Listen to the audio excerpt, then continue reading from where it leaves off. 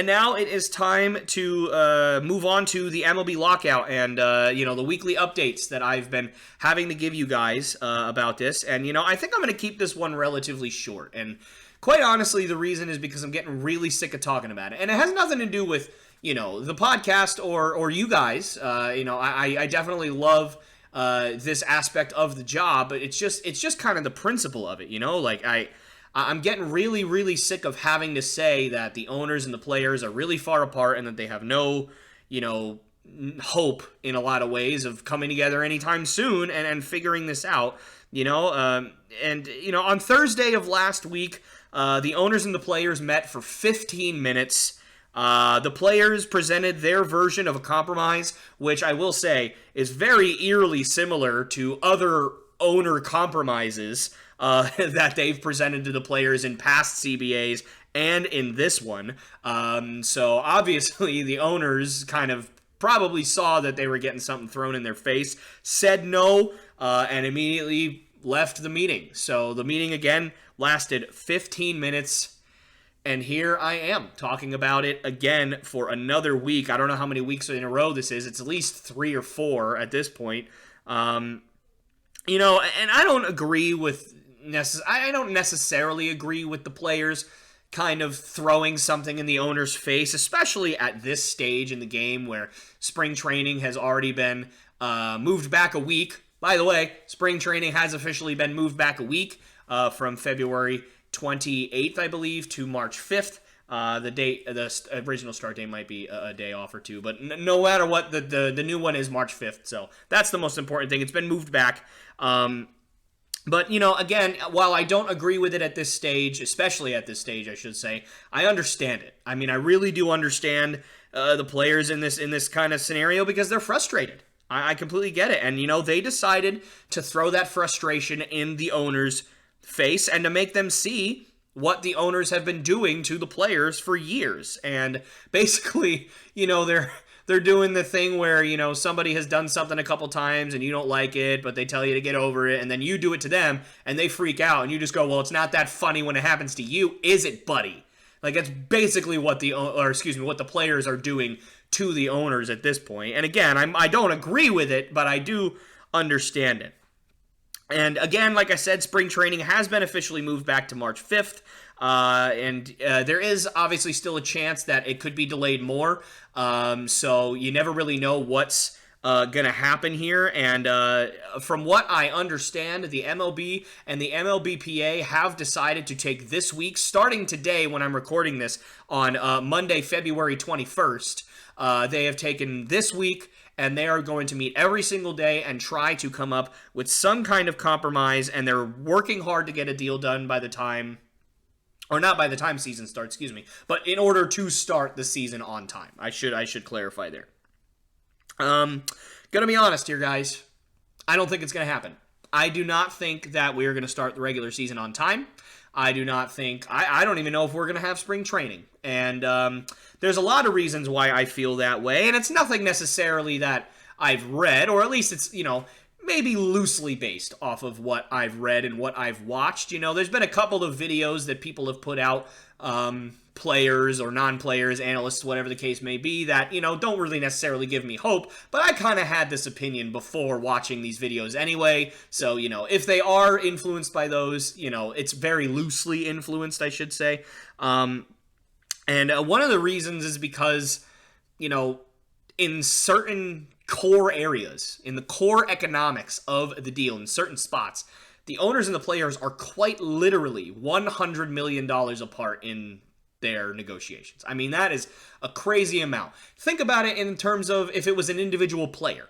If, let's say, Corey Seager this past offseason, he went into the Dodgers front office and said, hey, I've played very well for you guys. I've been here my whole career. I want to stick around. Here's how much I think I'm worth. I think I'm worth 10 years, $300 million. Let's just say that's what he says he's worth. And the Giants say, okay, well, we think you're worth 10 years, $200 million. Do you think Corey Seager is going to be very happy with that? Do you think he's going to accept that offer? Nope, he's not. He's not going to be happy. He's probably not going to accept that offer, barring any unforeseen circumstances.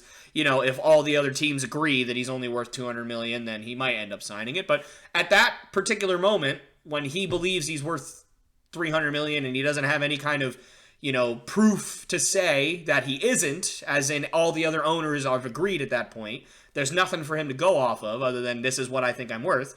He's not going to accept that deal at that time. And that's what I think is happening here with the owners and the players. They're so far apart in these negotiations.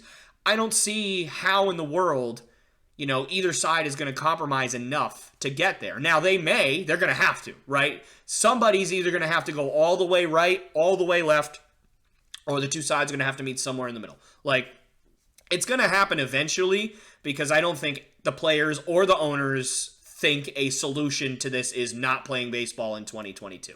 I don't think that is an option for them. I mean, it might be, I guess, but that would just be really dumb if that's the case. But anyways, that's one of the reasons why I think that, a deal's, we're not going to start the regular season on time. A deal's probably not going to get done this week. And another reason I think is because, quite honestly, I think at this point, the owners really don't care if they start the season on time. I think that the owners are taking the chance that the players are going to give in.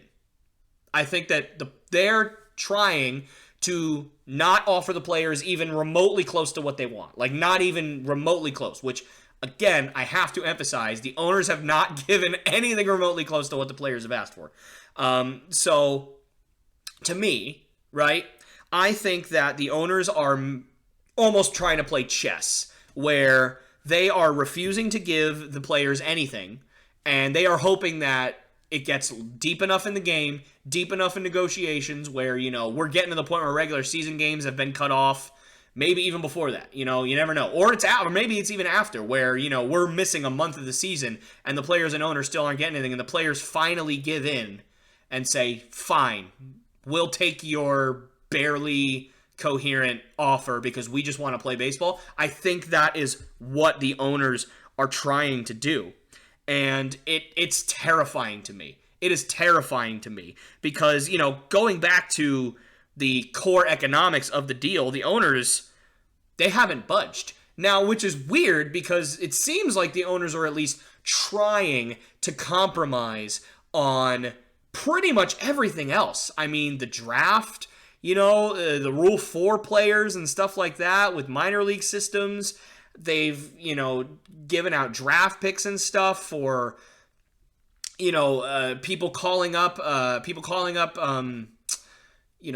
minor leaguers and going to the major league level. And if they perform well, they'll give draft picks as a reward to try and stop service time manipulation.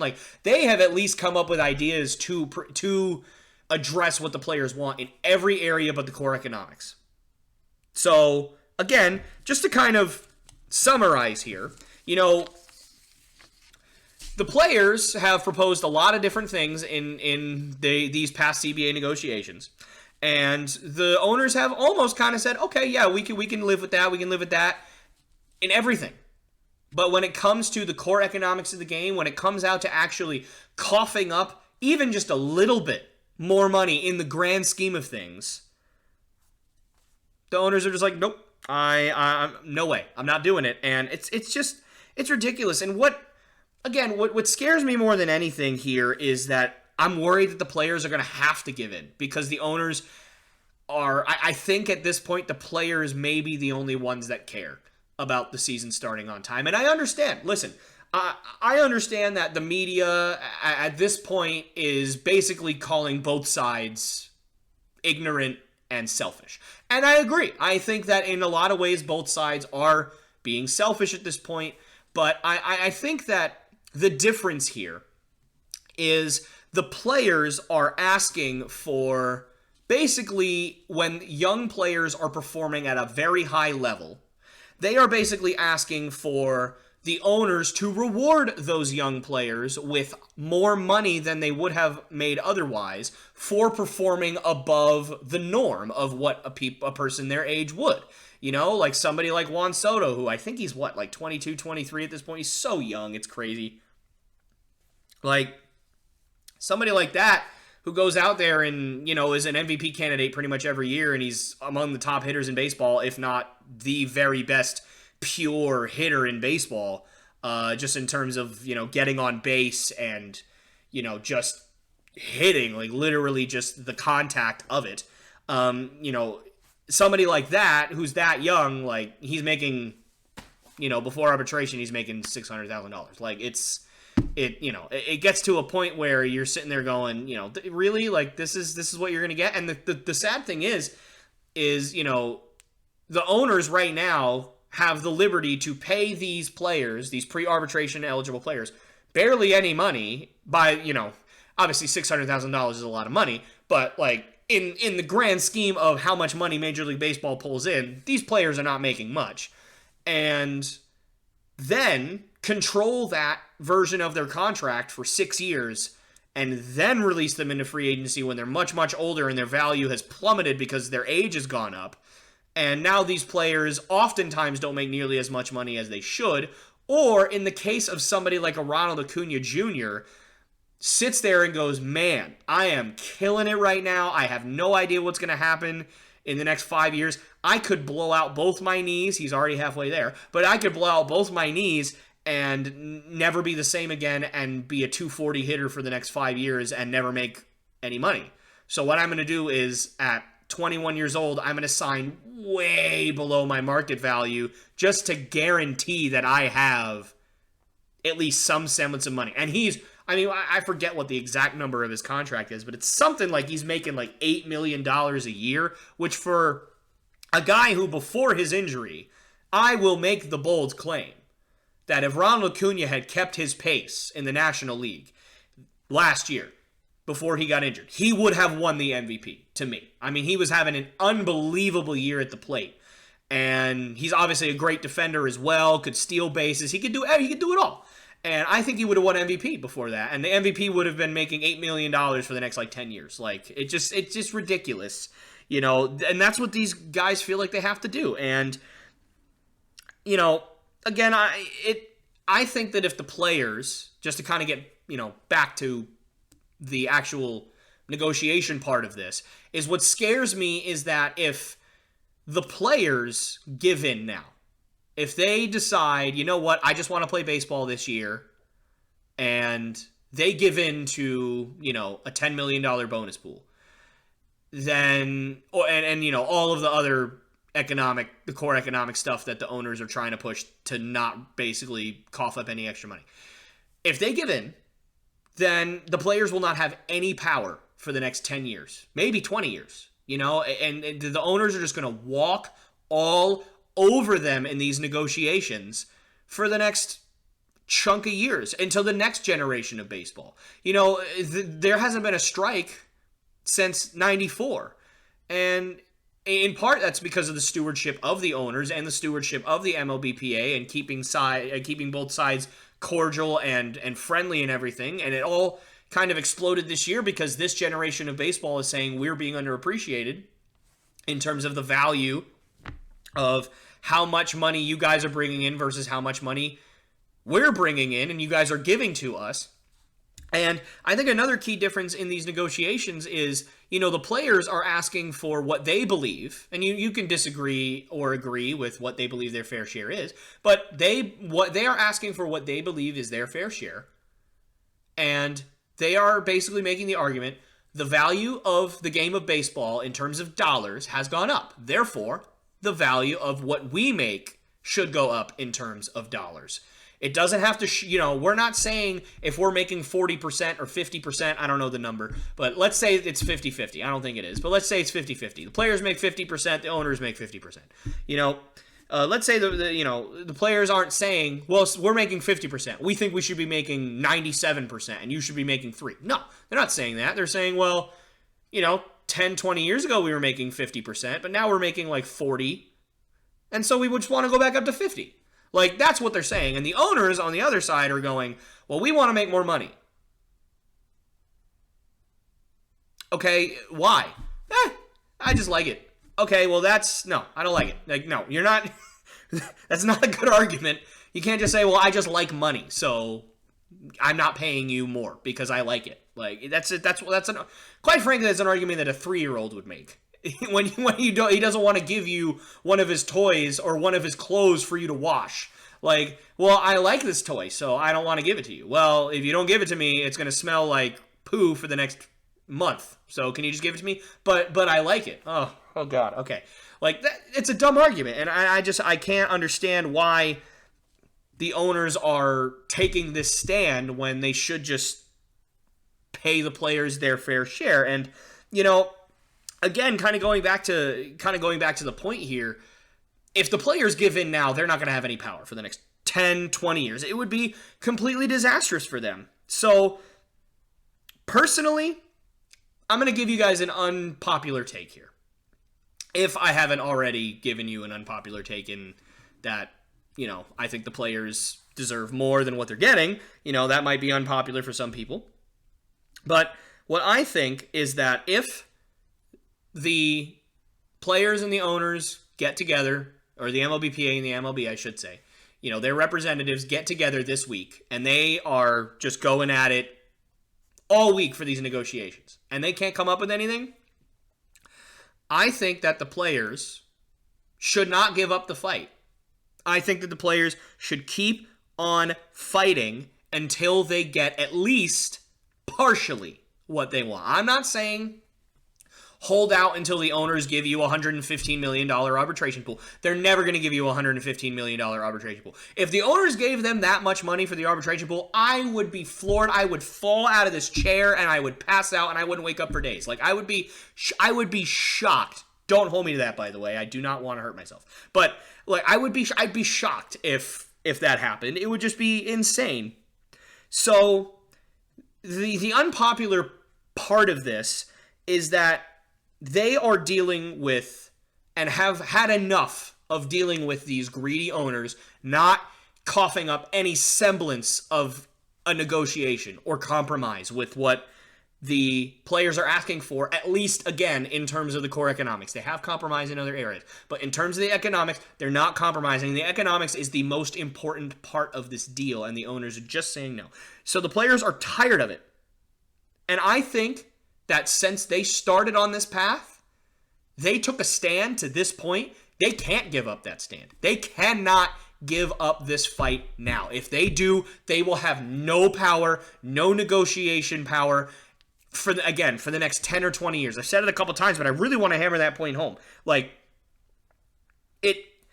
I'm not saying the players can't compromise. Again, I laid out, I think it was last episode, whatever, the last episode or 2 episodes ago, where I showed you guys a pretty reasonable plan, I thought anyway, with, what I thought our pre-arbitration pool should look like, and I thought $40 million was a reasonable amount of money to give. If the two sides got together and agreed on $40 million, I think the players should take that they should take that 100% of the time. They should take that right on the spot if that's what the owners end up offering. That's my opinion. I don't think that the players should hold out for $100 or $115 million for an arbitration. But I don't want that because they're never going to get that. But I do think that if the owners stick to this $10 million, $15 million that they have been offering, they can't accept that. They cannot accept that because if they do, they're not going to have any power.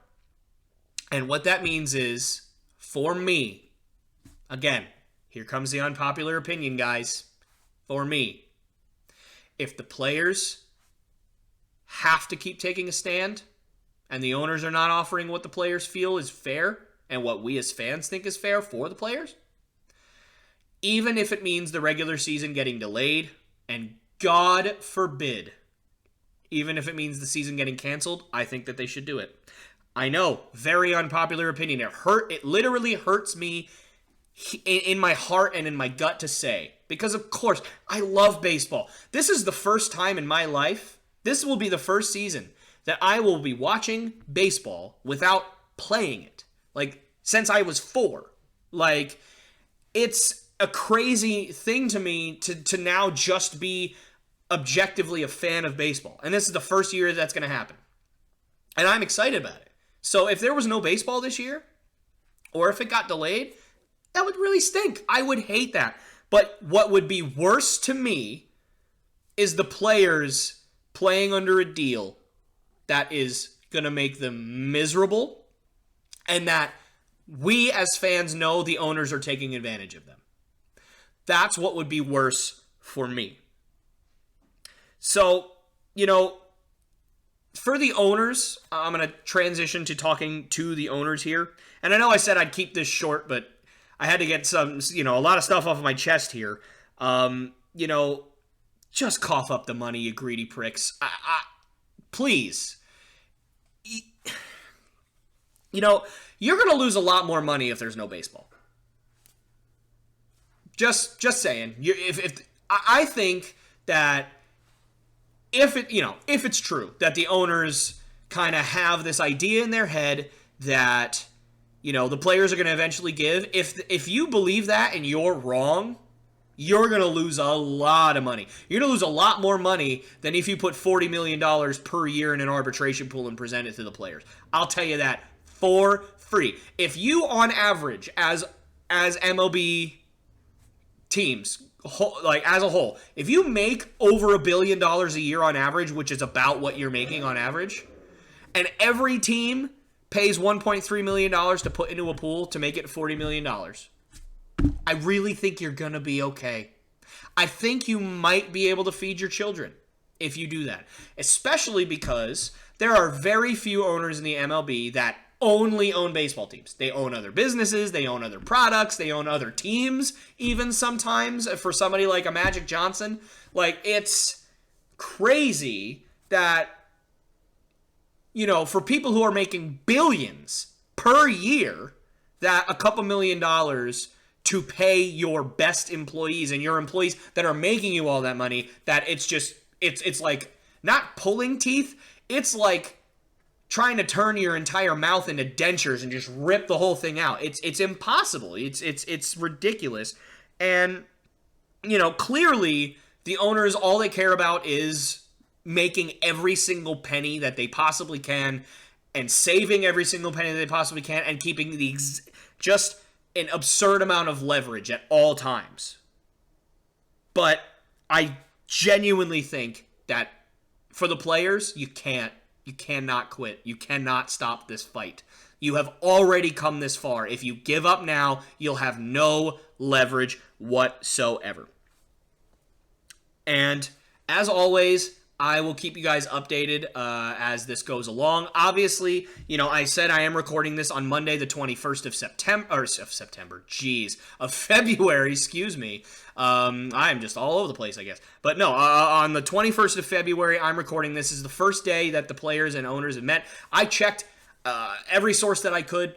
Social media, YouTube, ESPN, MLB. I checked all this stuff, and I did not see anything that would give me an update as to how if there was any updates in terms of today's meeting specifically. So I'm presuming that either nothing happened at all or nothing important happened. And, I'm sure some of you are probably wondering, what was it exactly that the players offered last week that really pissed off the owners to the point where they only stuck around for 15 minutes? What was it that the players offered that I was talking about earlier with the compromise, right?